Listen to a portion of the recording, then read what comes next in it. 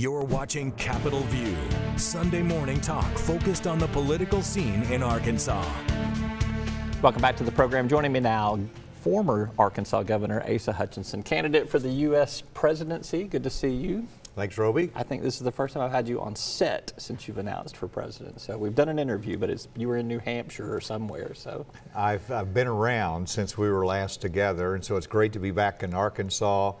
And yeah, I've been in New Hampshire, Iowa, Georgia, and on and on. Yeah, I told you before we started this interview that it doesn't look like you're eating much on the campaign trail there, because you look about as normal as you did beforehand. Why are you not fattening up on catfish and clam chowder and corn?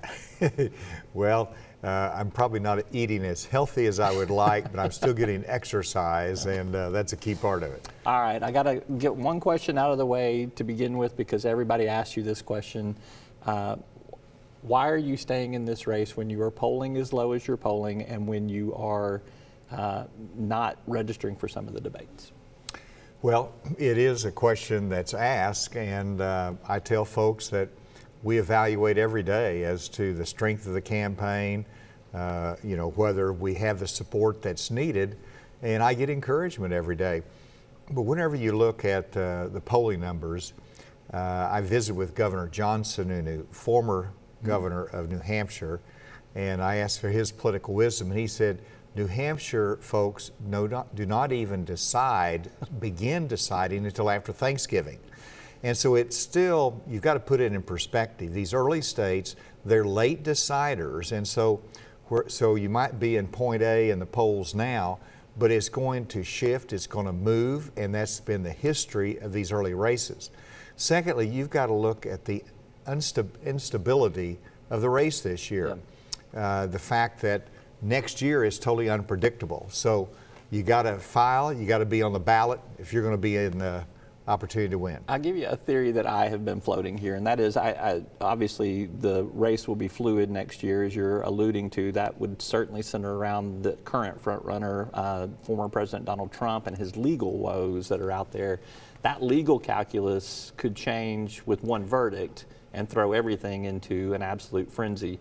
Is there a thought, not just for you, but other candidates who are also still chasing that front runner status, that you got to hang in there until all of that does come out and settle some?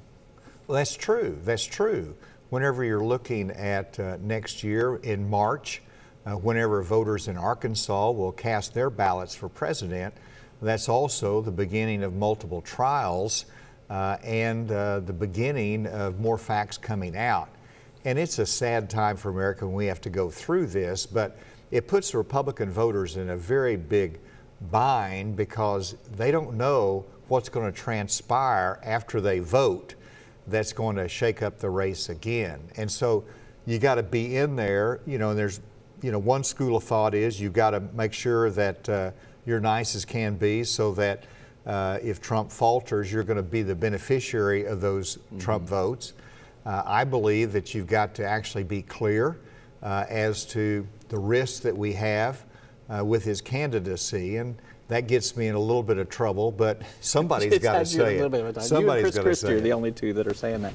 I'm old enough to remember there was a time in American politics that if you're indicted, you just might not run for office at that point in time. I mean, that's a serious enough charge to discount you as a candidate, and it doesn't seem to be playing with his hardcore base. Well, many people, and you'll remember here in Arkansas that we've had legislative leaders that have been investigated, and there was pressure to resign during the investigation. Yep.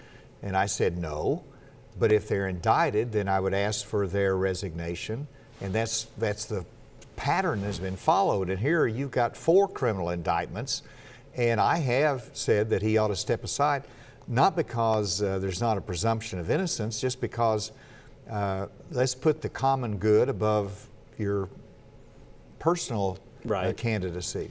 What message do you think that you are communicating out there that is resonating with voters? Tell me what you think is really connecting with people.